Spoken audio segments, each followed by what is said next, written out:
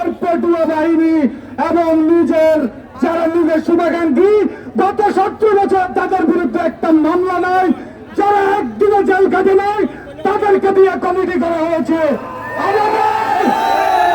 আমরা এই নাসিরকে নোয়াখালীতে অবাঞ্ছিত ঘোষণা করব।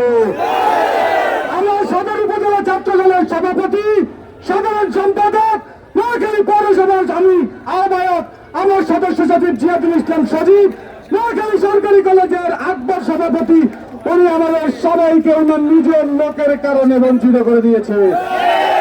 আপনারা এই শহর সাক্ষী আছেন, আমরা গত 17 বছর ফ্যাসিস্টের বিরুদ্ধে আমরা লড়াই করেছি, কিন্তু নাসির আওয়ামী লীগ পরিবারের সন্তান, তার বাবা আওয়ামী লীগের ওয়ার্ড মেম্বার, সে এখন আওয়ামী লীগের লোক দিয়ে এখন আমাদের দল নষ্ট করতে চাচ্ছে। আমরা আমাদের বর্তমান প্রধানমন্ত্রী তারেক রহমানের হস্তক্ষেপ কামনা করছি।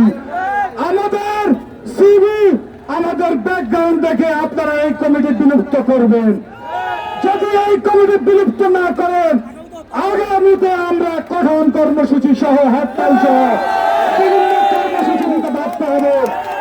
আমরা নাসিরকে বলে দিতে চাই, আপনারা যারা আমাদের এই হক নষ্ট করেছেন, আল্লাহর কাছে বিচার দিলেন, আপনারা এই আমাদের মতো করুণ পরিণতি অপেক্ষা করছেন।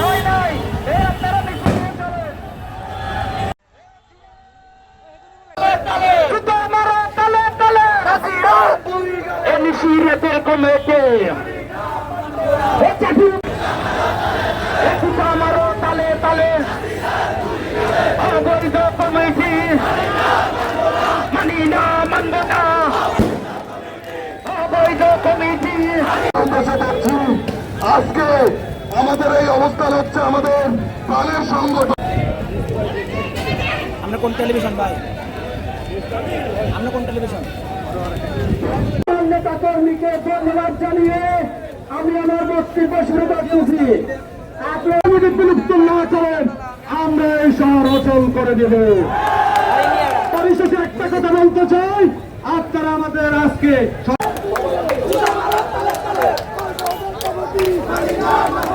আমি সবার কাছে বলছি, আজকে আমাদের এই অবস্থান হচ্ছে